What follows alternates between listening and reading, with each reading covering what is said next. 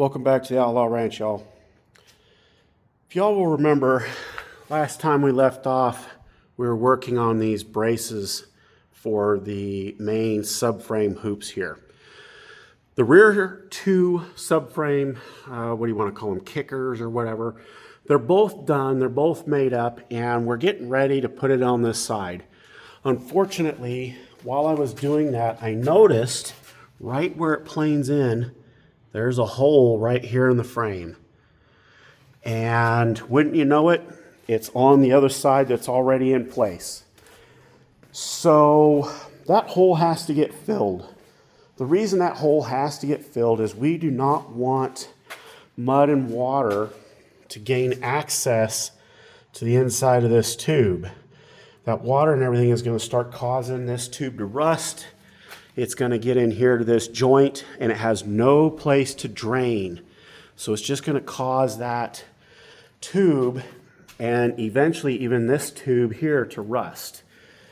And we don't want that. We don't want any weak points. So that tube has to come off and I have to fill that hole somehow. It's unfortunate, but gosh, I guess I wouldn't know what to do if I wasn't catching mistakes. So the good news is on the front here, there is no such hole where that planes in anywhere in there. So it is nice and solid. So the front one could be burned in. The rear ones have to come off. So stand by, folks. I guess I'll go ahead and cut that tube off and fill the holes on both sides of this frame. All right, y'all. As you can see, the tube here on the driver's side has been removed. And you can see that hole. And I should have caught it. For whatever reason, I didn't. It also looks like I need to clean up the metal a little bit further back on that. We'll clean up the metal with the flap disc. We'll get that cleaned up a little bit further back in there. And hopefully we can get that welded back up, get the hole welded up, and get the tubes back up. So hang out, y'all. All right, y'all. This is what I did. I went and grabbed this piece of 1/4 inch, cut it into these kind of small rectangles. I don't know, it's probably 1.25 by 2-ish inches or something. Beveled the edges, cleaned it up, got rid of that coating that's on it. And I took it over and put it on the inside of the frame rail up here. Let's see if I can get you guys in here to see it. There's that piece inside the frame rail. And I welded up from the bottom up into it here. And you can kind of see that area there with a little halo around it.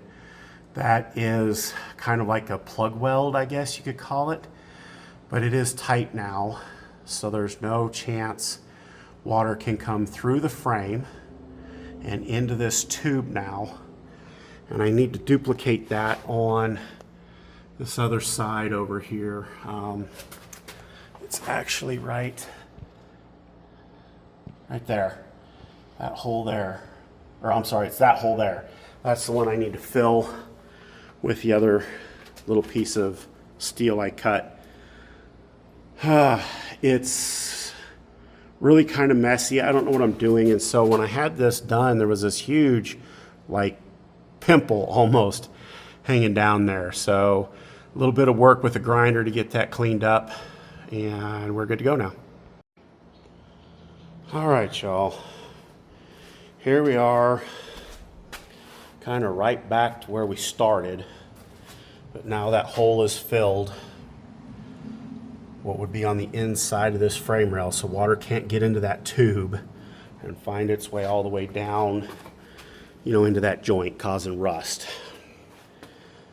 All of that just to fix one little mistake. So now onto the passenger side of the truck.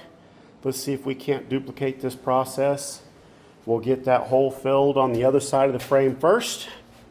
Then we'll see if we can't get that rear tube tacked up. And if you all will remember, this was at 11 degrees and we matched that perfectly with the front tube at 11 degrees. So let's see if we can't duplicate our earlier success or earlier luck, I guess, on the other side of the truck. Hang out, y'all. Thought maybe y'all would like to see what I was kind of talking about when I was talking about a pimple kind of at the bottom of the frame. There it is.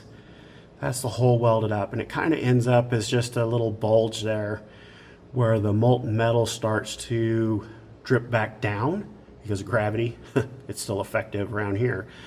So now let's just come over with the grinder with the flap disc, see if we can't clean that up so that when that tube comes in here, we have a nice flat plane for that metal to kind of come into. So we don't have a hump that's, you know, causing a gap or anything like that. So next step is the flap wheel, see if we can't get that flat. All right, y'all, here's our hole all patched up. I don't know what I'm gonna do with these other holes. That's where the factory bump stop was. Not sure what those holes were for. This is where the front of the leaf spring mount was on the back of the truck. Somehow I'm gonna have to do something with those. I don't know if I'm going to plate over the outside of the frame and then box in the inside of the frame. I haven't really decided on that yet, but that hole is done. So I am now ready to move on to cleaning up this tube here and see if we can't get this rear kicker installed on this subframe. So hang on, y'all, we'll get some more work done. All right, y'all, this is the other rear tube, and you can see we're at 11 degrees.